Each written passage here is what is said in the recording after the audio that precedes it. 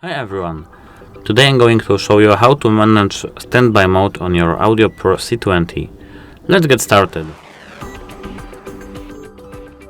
At first we have to power up our device with this button over there.